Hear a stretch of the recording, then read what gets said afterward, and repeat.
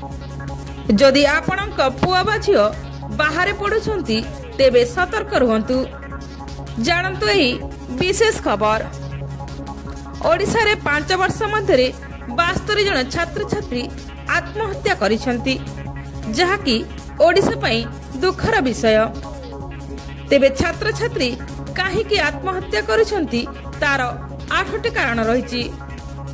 तेबे सोमवार विधानसभा रे कांग्रेस विधायक सोफिया फिरदौसकर एक प्रश्नर उत्तर रे मुख्यमंत्री मोहन चरण माझी कहिसंती जे ओडिशा रे 2020 रु फेब्रुआरी 2025 पर्यंत 72 जन छात्र छात्री आत्महत्या करिसंती।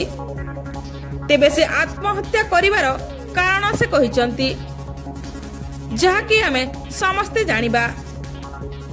तेबे कारण मध्य रही मानसिक चाप, छात्र छात्री उत्पीड़न, हॉस्टेल रे फोन व्यवहार करने को मना करिबा, पाठपढ़ा चिंता, सांग मानक सहित बद अभ्यास, घरोई हिंसा, प्रेम व्यापार रही।